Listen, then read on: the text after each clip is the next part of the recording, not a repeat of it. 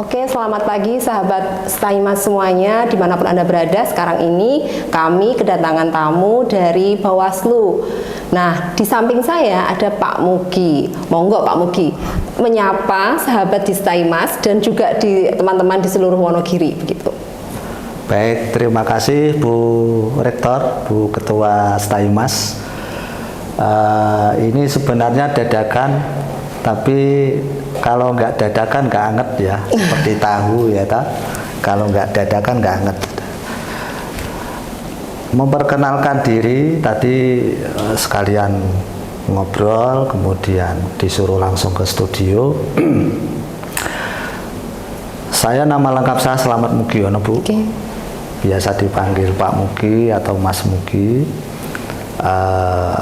Saya sekarang di Bawaslu itu di Kordif P2H.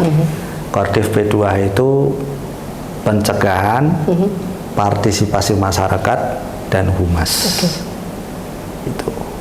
Nah, yang jadi pertanyaannya adalah kira-kira kalau misalkan hari ini nggak ada pemilunya masih 2029, nah apa aja atau peran Bawaslu selama ini tuh ngapain aja karena nggak ada pemilu begitu? Nah, jadi kalau di Bawaslu ini penyelenggara pemilu PKPU maupun Bawaslu ada dua tugas. Yang pertama tugas tahapan, yang kedua tugas non tahapan. Kalau tugas tahapan itu di saat berlangsungnya pemilu dan berlangsungnya pilkada. Di sini ada tentang kelembagaan, kemudian yang kedua teknis Bawaslu atau teknis pengawasan, kemudian yang ketiga pendidikan politik dan pendidikan demokrasi untuk pemilih dan masyarakat, dan yang keempat yaitu komunikasi krisis. Ini kalau di masa tahapan. Nah, kalau non tahapan tinggal dikurangi satu.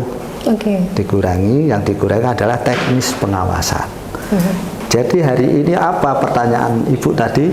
Yaitu tinggal pendidikan politik, yang kedua kelembagaan, dan yang ketiga adalah komunikasi krisis. Oke, nah itu kurang lebih tugasnya ya dari tahapan ke pengawasan krisis. Karena buat teman-teman yang bertanya, wah berarti yang di Bawaslu itu kalau nggak ada pemilu nggak ngapa-ngapain, terjawab ya. Kemudian yang kedua, nah pertanyaannya kita tiga aja. Jadi yang kedua selanjutnya, menghadapi sekarang ini medsos AI kayak gini. Nah, kira-kira Bawaslu seperti apa terkait dengan AI, terus kemudian pemilih dan lain sebagainya di rentang waktu tahapan-tahapan yang ada. Silahkan. Siap. Ini adalah tantangan bukan hanya untuk Bawaslu, tapi tantangan untuk semua lembaga. Kalau Bawaslu di sini kan ada di antara tiga tadi non tahapan itu ada pendidikan politik dan demokrasi. Nah, pendidikan politik dan demokrasi ini ada dua dengan cara offline dan online. Nah, kalau online seperti saat ini, kita harus bisa memanfaatkan teknologi yang ada. Lakukan podcast, talk show dengan di stasiun TV, kemudian di radio, kemudian juga pendidikan politik ke sekolah-sekolah kalau offline. Jadi pendidikan politik ke pemilih pemula atau calon pemilih pemula itu di sekolah-sekolah. Di sini terdaftar sudah ada kurang lebih sekitar 14 sekolah di Wonogiri. Itu sudah kerjasama dan sudah terjadwal di setiap bulan satu sekolah satu kali pertemuan selama 6 bulan atau satu semester. Ini ada kurikulumnya. Artinya menuju apa? Menuju pemilu atau pemilih yang kritis, pemilih yang cerdas. Oke, baik. Untuk yang terakhir, yaitu yang ketiga, saya ingin menanyakan kepada Pak Mugi, kira-kira pesan untuk Wonogiri dan Staimas secara khususnya terkait dengan kepemiluan, karena ini kan masih rentangnya 2029. Nah, monggo, pesan apa yang bisa disampaikan? Pesan ada tiga. Yang pertama, di tengah-tengah masa non tahapan itu ada yang dilakukan sama-sama dilakukan oleh KPU. Kalau KPU ada namanya PDPB, pemutakhiran data pemilih berkelanjutan. Itu adalah menjaga hak pilih pemilu, hak pilih masyarakat sampai nanti menjelang pemilu atau pilkada. Oke. Jadi dibersihkan dulu.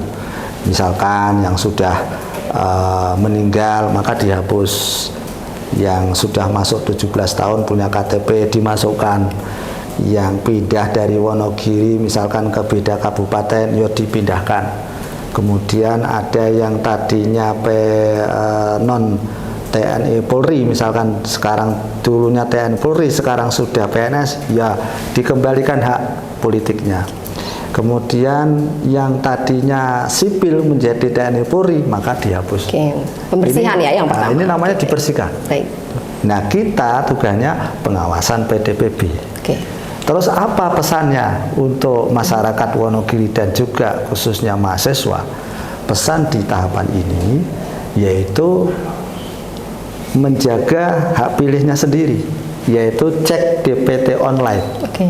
Jadi cek dptonline.kpu.go.id. Itu dimasukkan nanti NIK-nya, nomor KTP-nya. Kalau muncul di situ sebagai DPT, maka selamatlah dia. Nanti akan punya hak ke depan. Tapi kalau tidak muncul, maka lapor kepada Bawaslu, memberitakan kepada Bawaslu agar Bawaslu nanti bisa memberikan rekomendasi kepada KPU untuk dimasukkan sebagai DPT. Itu satu. Yang kedua, untuk peran mahasiswa, khususnya peran mahasiswa di era digital ini, di dalam berdemokrasi dan berkebebasan dalam berbicara, itu jadilah mahasiswa yang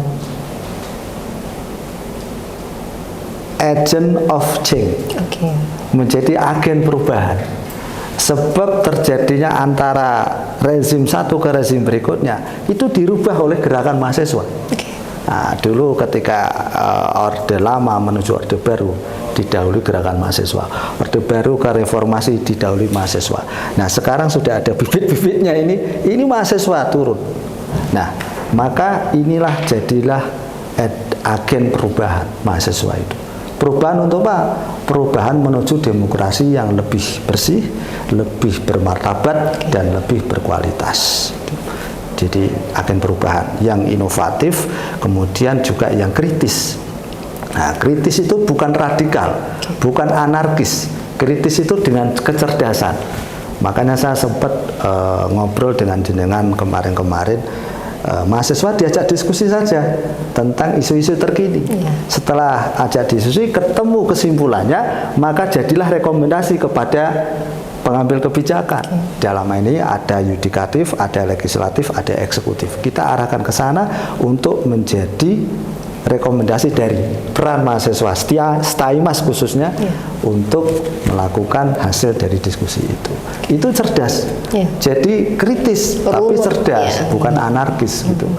Jadi enak dipandang. Nah, kemudian yang ketiga khususnya masyarakat juga dan peran mahasiswa juga, jangan terpengaruh dengan berita-berita yang tidak tervalidasi. Karena hari ini dengan teknologi AI yang begitu tinggi, yang tidak terjadi seakan-akan terjadi, banyak berita-berita bohong, maka lakukanlah, jangan telan mentah-mentah setiap informasi.